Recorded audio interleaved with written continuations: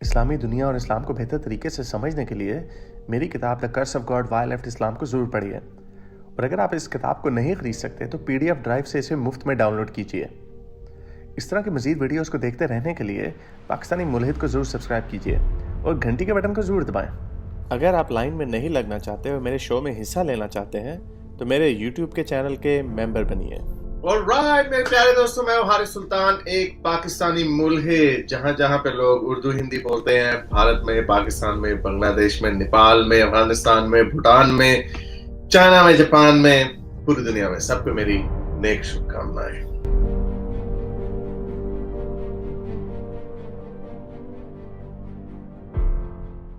Okay चलें, अगले question की तरफ जाते हैं और इनका फिर बता रहा हूँ, हमजा अली अब्बासी का यूट्यूब चैनल है, उसके अंदर कन्वर्सिंग इस्लाम की भी एक सीरीज पड़ी हुई है, 7 एपिसोड की जरूर देखिएगा। आपको इनको समझने का, इनका माइंड समझने का आपको आसानी होगी। ये वो एंट्री लेवल ये लेवल वो नहीं है कि आप इनको कहेंगे कुरान की आयत वो दिखा देंगे कि हाथ पैर काटने वाले तो फंस जाएंगे।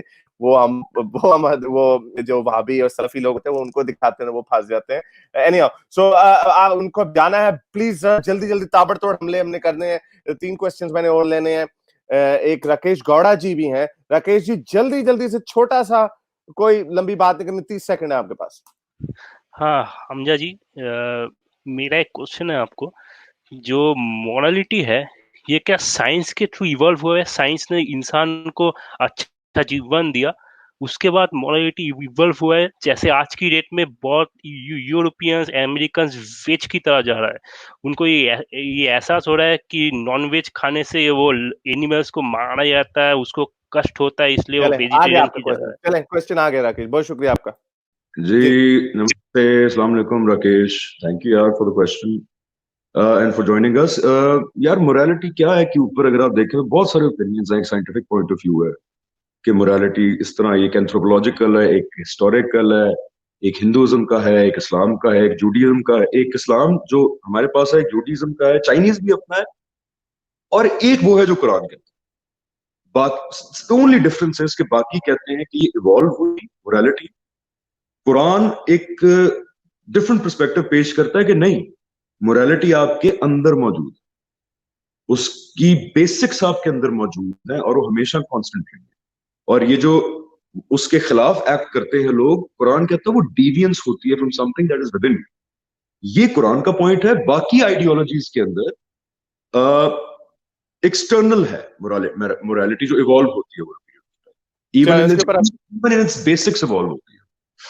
चलो उसके ऊपर हम डिटेल से, जाहिर बात है, मोरालिटी के ऊपर बात करेंगे, कुरान में किस किस्म की मोरालिटी है। आखिरी क्वेश्चन, नहीं आखिरी नहीं, भी मैंने क्या प्रॉमिस किया था 2 और लेने, तो अब 2 और रहते हैं। मुल्हिद लंदनिस्तानी जी, जल्दी जल्दी जल्दी सवाल पूछें। जी हमजा अली अब्बासी, अस्सलाम वालेकुम। बहुत खुशी हुई आपको देख के, आप इतना पॉजिटिवली आके बात करते हैं हारिस से, जिसको तकरीबन सभी गालियां देते हैं पाकिस्तान में। और अच्छा हमजा, पहले तो मैंने छोटा सा कमेंट ये देना जल्दी से कि I don't know, I must have missed your answer. आपने फिल्म इंडस्ट्री क्यों छोड़ी इस काम के साथ, ये मुझे समझ नहीं आया। आप इतने ऑलरेडी मॉडरेट मुसलमान हैं, फिल्म इंडस्ट्री का छोड़ना मुझे कुछ समझ नहीं आया। कुछ उम्मीद हुई थी हमें पाकिस्तानी फिल्म इंडस्ट्री के बारे में आपके आते ही, लेकिन आप फिर उससे निकल गए। चलें, इसके बाद क्विकली क्वेश्चन ये कि आपने अभी बात की कि history is very subjective, absolute history जानना ऑलमोस्ट नामुमकिन है। तो इसके साथ मैं छोटी सी बात ये कहूँगा कि हिस्ट्री जो भी है हमारे पास, सब्जेक्टिव या वो एब्सोल्यूट हमें नहीं पता, that is all we have. तो हमें जो भी हकीकत जाननी है एक सच्चे रिलीजन या खुदा के बारे में, वो उसी के ज़रिए जाननी है, वेदर इट्स सब्जेक्टिव और ऑब्जेक्टिव। आ गया आपका तो पॉइंट, आ गया। उसके अच्छा, तीसरी बात ये कि नहीं, आप जो काम कर रहे हैं छोटा सा अच्छा। पाकिस्तान में, आपको यकीनन धमकियां मिल रही हैं, और आप एक तरह से कह लें कि आप अपना ही एक सेक्ट या तरीका इस्लाम लेके चल पड़े हैं। तो आपको क्या फ्यूचर नजर आता है कि इस्लाम का, रियल इस्लाम का फ्यूचर क्या है, फिर ये कब स्टैब्लिश होगा ऐसा जो आप समझ पा रहे हैं, दूसरे नहीं समझ बहुत पा शुक्रिया। मेरा ख्याल से आपका ये आखिरी वाला क्वेश्चन है, उसी का वो जवाब दे दें, वो ज्यादा बेहतर है, क्योंकि उस पे जो पहला वाला है वो फिर बड़ी लंबी बात हो जाएगी, उसके ऊपर हमने अगली एपिसोड रखनी भी है। तो आखिरी वाला, हमजा जी, आप ये इसका जवाब दे दें कि क्या इसका पॉइंट है कि आपको अब जो आप अपना नजरिया दे रहे हैं, जो गांधी साहब को भी हमें पता है उनकी जान को खतरा था पाकिस्तान में, वो नहीं पहले जा सकते थे, और अब आप उसी तरह की बात कर रहे हैं। ठीक है, एक ही सपोर्टर मुझे नजर आता है सपोर्टर इन अ सेंस कि जो कहता है कि इनको इख्तलाफ है या जो भी है, वो इंजीनियर मिर्जा साहब हैं, और उन्होंने जब वे भी अरेस्ट हुए थे आपने उनके हक में कहा, उन्होंने आपके बारे में बात भी की, मैंने भी की, लेकिन उन्होंने मेरा शुक्रिया नहीं किया, उन्होंने कहा पैजन के मैनू। तो अच्छा, तो ये आप बता दें। हाँ, एक तो यार मैं 2 सेकंड में देता हूँ जवाब। जब आपने पूछा ना मैंने मीडिया क्यों छोड़ा, तो वो जो पहले वीडियो बनाई थी मैंने 17-18 मिनट की, उसके अंदर आई हैव टोल्ड एवरीबॉडी कि मैंने क्यों छोड़ा। इस्लाम के अंदर मैं कह रहा हूँ कि जिस कुरान को मैं देख रहा हूँ ये हराम नहीं है इन इटसेल्फ, फिल्म बनाना, ड्रामा बनाना। मैं असल में टाइम यहाँ ज्यादा देना चाहता हूँ और इस मैसेज को देने में कंट्रीब्यूट करना चाहता हूँ, इसलिए मैंने वो छोड़ा।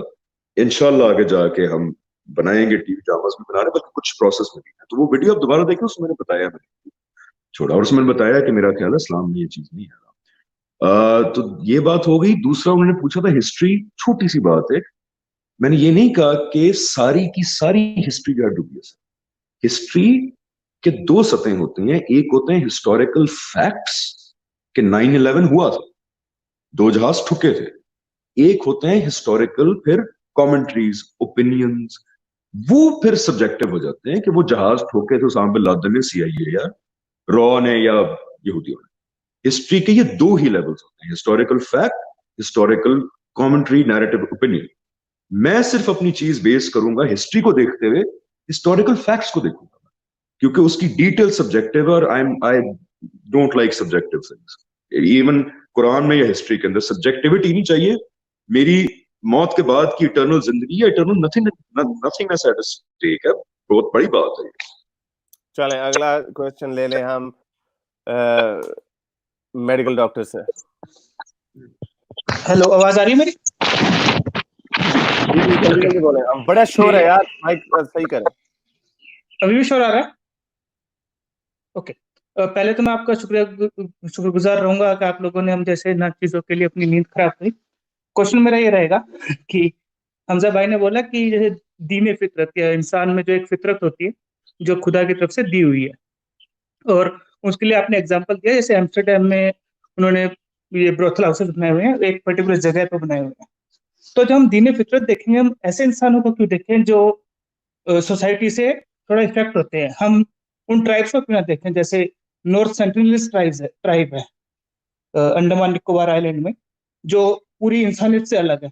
तो उनमें जो इंसानी फितरत होगी वो एक्चुअल इंसानी फितरत होगी, रेदर देन जो एक दूसरे से इफेक्ट हो रहे हैं कि कोई इस्लाम के बारे में पढ़ रहा है, कोई क्रिश्चियनिटी के बारे में पढ़ रहा है, और वो बेगैरती से रहते हैं, सो कॉल्ड नंगे घूमते, और जो चीजें हम सोसाइटी में आज सोचते हैं कि गलत है वो सब करते हैं। तो वो एक्चुअली आ गया पॉइंट। आई थिंक आपका पॉइंट आ गया। और मैं थोड़ा सम अप भी कर लूं, ये बड़ा अच्छा पॉइंट मेरे ज़हन में नहीं था कि अंडमान आइलैंड जो है वो आपने देखा है कि मोस्ट आइसोलेटेड, क्या कोई बंदा, हम लोग उधर चले भी जाएं तो हम उनको कोई, अब तो कोरोना तो पूरी दुनिया में फैला, अगर हम भी हल्का सा कोई अपना जुकाम का वायरस दे दे, स्मॉल पॉक्स का दे दें, वो लोग इतने आइसोलेटेड है कि वो मारे जाएंगे बड़ी जल्दी। और उनके लिए वो नंगे घूमते हैं, अगर वो सेक्स भी करते हैं तो किसी वो कॉन्सेप्ट नहीं है कि, और आप कह सकते हैं कि हाँ भाई ये तो जंगली लोग हैं, जानवरों की तरह रहते हैं, but again having said that, वो हमारी वहीं पे बात आई थी कि हर चीज सब्जेक्टिव है, इवन हमारी मोरालिटी सब्जेक्टिव है और हमारे एथिक्स जो है वो भी सब्जेक्टिव है। तो आप इसको किस तरह करेंगे? और जैसे आपने कहा दीन फितरत में, तो कुछ लोग कहते हैं कि रेप भी फितरत में है। रेप एक नेचुरल एलिमेंट है जो हमें पूरी एनिमल किंगडम में भी, इंसानियत में भी नजर आता है। तो बहुत जुर्म भी एक तरीके का इंसान की फितरत में है। तो कोई चीज अगर फितरत में हो भी, लेट्स जस्ट से अगर कोई चीज फितरत में हो भी, तो वो उसके ठीक होने का कैसे सबूत हो सकती है? अच्छा, you right, let me put it this way कि कुरान ने क्लेम पुट फॉरवर्ड किया, and remember I don't listen to anybody for the sake of answering. I'm also like understanding, तो ये नहीं कि मैं सुन के अब जवाब दूंगा। देखो कुरान का क्लेम क्या था कि सही और गलत का शऊर आपके अंदर दे के अल्लाह ने भेज दिया, अपने होने को सही और गलत का शऊर भेज दिया।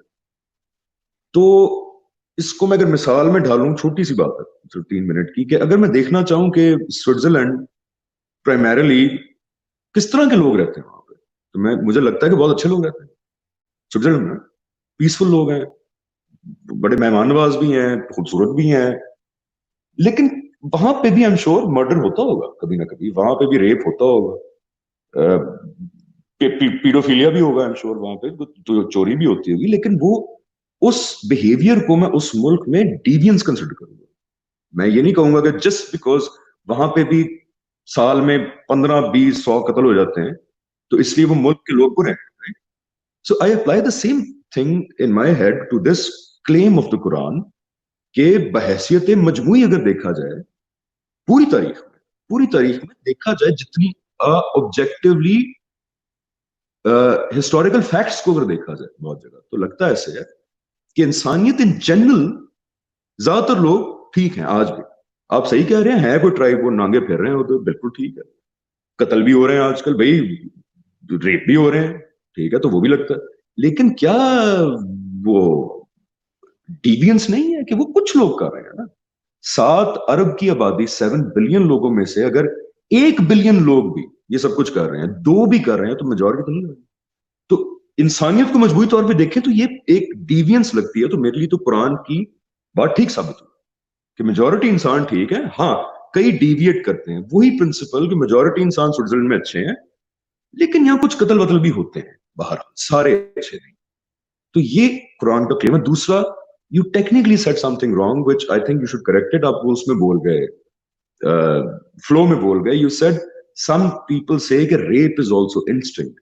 They don't say rape is nature या फितरत। रेप का मतलब होता है किसी के साथ जबरदस्ती सेक्स करना, किसी की मर्जी के खिलाफ उसके साथ सेक्स करना का मतलब रेप होता है।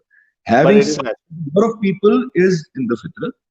यू कह सकते हैं, आप कह सकते हैं, लेकिन रेप नहीं है फितरत के अंदर। ये अगर किसी ने क्लेम किया ना, तो वो एक बड़ा सिक आदमी अगर किसी ने कहा है कि इंसान की फितरत में औरतों के साथ जबरदस्ती उनको मार कर सेक्स करना जो है वो फितरत के अंदर है इंसान की, I think you didn't mean it that way. निकल गया है वो उसके अंदर। मेरे वो फितरत, सॉरी फितरत नहीं मैंने कहना था, मैंने नेचुरल कहना था कि एक नेचुरल अमल है जो पूरी एनिमल किंगडम में पाया जाता है। सो या no that's true, that is there scientific research on that. नहीं नहीं नहीं नहीं, रेप कहाँ एनिमल किंगडम में पाया जाता है? मैंने कहाँ देखा है कि बंदर आता है और पहले 2 दफा पत्थर मारता है बंदरिया को और उसके बाद उसका रेप, उसका सेक्स करता है? रेप नहीं नहीं मन, रेप नहीं, फितरत में हैविंग सेक्स इज कॉमन। मतलब रेप इज किसी के साथ जबरदस्ती करना। वही वही वो शेर भी नहीं जबरदस्ती करता, शेरनी उसके आगे लेट जाती है। हाँ, रेप वो गिव अप होता है, वो नहीं वो लेकिन वो गिव अप होता है जो पावरफुल शेर जीत जाता है ना, एनिमल किंगडम में भी आई एम श्योर रेप होते होंगे। शेर भी हो सकता है शेरनी को गर्दन से चक मार के और उसको कोई बंदर जो है 4 बंदर पकड़ के रेप करता है, आई एम श्योर होता होगा। लेकिन एनिमल किंगडम में भी वो एक डिविएंसी है।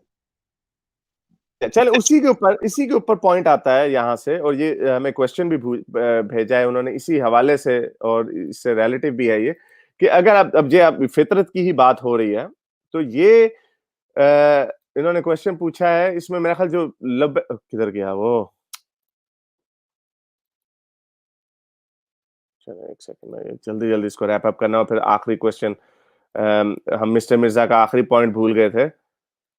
अच्छा ये वाला कि उन्होंने पूछा है कि हमारा एग्जाम है, अगर ये दुनिया इम्तिहान है, तो ये फिर अल्लाह गेज को क्यों फॉर एग्जांपल बनाता है? अब उनका इम्तिहान तो सख्त है कि आप और हम तो स्ट्रेट हैं, तो हमें तो कोई डिंग डोंग करने की जरूरत नहीं है लेकिन जो लोग बेचारे गए उनका तो इम्तिहान ज्यादा सख्त नहीं हो गया? तो ये बनाने की क्या जरूरत है? यही वही फितरत वाली बात आ गई कि उनकी भी फितरत में है कि वो गे हैं, ये उनकी फितरत हो जाती है कि अब आप उनको भी डिविएंट बोलेंगे?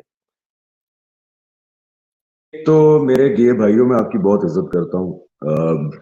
आई एक्चुअली शुड अपोलोजाइज, इसी मौका मिल गया। मैंने एक जमाने में बड़े हार्श बातें की थी होमोसेक्सुअलिटी के बारे में, इन लोगों के बारे में, और इनके जज्बात हर्ट हुए थे। मेरी वो बातें गलत थी, मैंने कुछ कह दिया था उस वक्त। So I want to apologise to whoever is listening.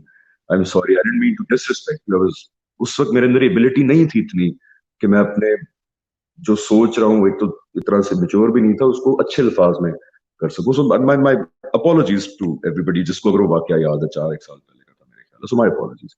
इस चीज का मैं आपको जवाब दे दूंगा, लेकिन अभी नहीं। I think we should end because 11 बज गए, 12 बजे have to go to Ramli sahab. Very good, okay, very quickly, बड़ा छोटा सा क्वेश्चन, वो मिस्टर मिर्जा का भूल गए हम क्वेश्चन आप जवाब देना, कि हमजा का जो इस्लाम है, अब उसको आप कैसे टैकल करेंगे? कि उसमें भी आपके पीछे लोग पड़ जाएंगे, और आप क्या करेंगे कि जिस तरह गांधी साहब के पीछे पड़ गए थे?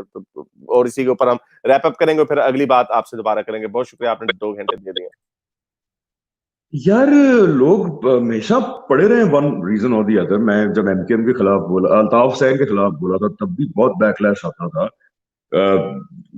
खान के टाइम में जब पीटीआई को सपोर्ट करता, तो बैकलैश तो हर वक्त आता है। मैं मर रहा, मुझे ये थॉट कंफर्ट देती है कि यार मरने पे आया तो मुझे भी कार्डियक अरेस्ट अभी हो सकता है, मैं बाथरूम में फिसल भी सकता हूँ। तो मरना is a inevitable thing. I think उससे डर के जिंदगी गुजारना एक एथिस्ट के लिए भी गलत है और एक बिलीवर के लिए भी गलत है। एंड हारिस इज आल्सो, ये भी आदमी अगर ऑस्ट्रेलिया बैठा तो आप इससे भी पूछे ना कि ये एथिस्ट लोग इसमें इतनी करेज कहां से आ गई कि सारे पाकिस्तान से पंगा लेके ऑस्ट्रेलिया में देसी बैठे हुए, यार उसको मार सकता है वहां। तो ये पहले सवाल आप हारिस से भी पूछे ना कि चलो मुझे तो जन्नत की लालच है, ये इंसान इस वक्त क्यों बैठा कोशिश कर रहा है कि मैं कर्स ऑफ गॉड से इंसानियत को आजाद कराऊं। मेरी माँ भी है, मेरी एक फैमिली है, इसको नहीं ऑस्ट्रेलिया में कोई कह सकता। तो पहले इनसे पूछे। मैं तो हारिस सुल्तान की इस बात को समझता हूँ कि कुरान की क्लेम का ये है, ये मेरा जाती ओपिनियन है, इस पे जवाब ना देना, ये मेरा जाती ओपिनियन है। नहीं ठीक है, चले आप। एक एथियस्ट बैठ के जो कहता है कि मेरी जिंदगी में कुछ गलत नहीं हुआ, मुझे नहीं बात समझ आती है, झूठ है, बकवास है ये। यार वो बैठ के बेचारा किताब भी लिख रहा है, वो 6-6 घंटे लगा हुआ है यूट्यूब पे, उसके दिल में एक फ्रस्ट्रेशन है। एंड जो आप मौलवियों से बात करते हो, मैंने कहा I get your emotional frustration, लेकिन थोड़ा सा टोन डाउन यार, थोड़ा सा टोन डाउन। क्यों कर रहा है ये? और बिलीव मी मुसलमानों, ये सोच रहे होगे तुम लोग कि ये पैसों के लिए कर रहा है, ऑस्ट्रेलियन नेशनैलिटी के लिए कर रहा है। यार ये तुम लोगों को बकवास बताई जाती है।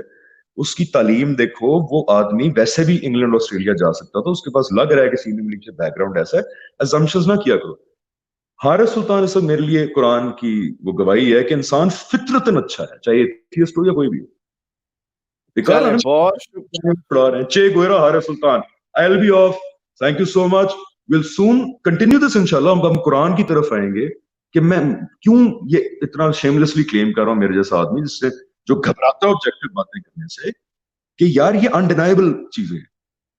The only reason we don't take them like that is because हमने सोच लिया कि कुरान इटसेल्फ इंडिपेंडेंट नहीं है।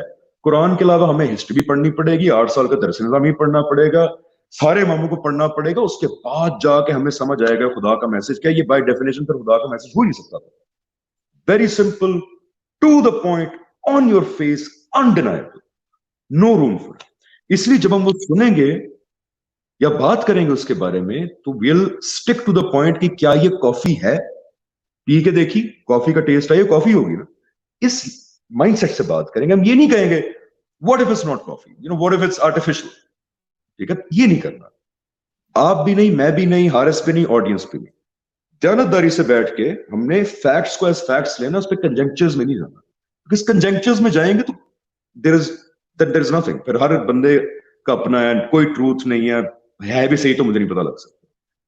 कोशिश के ऊपर हम कोशिश कर, क्योंकि वो भाई डिस्कशन है। हम सारे जो डिबेट करना चाहते हैं, सुनना चाहता है, वो ये ज्वाइन ही ना करे। ठीक है, खुदा हाफिज, thank you so much. Sorry मैं लेट हो रहा हूँ, इसलिए रूड ना लग रहा हूँ। No, you have to go. Thank you very much. बहुत शुक्रिया। साइंस हाफिज। We'll talk today और फिर इसके आगे you and me personally. Okay, Allah Hafiz.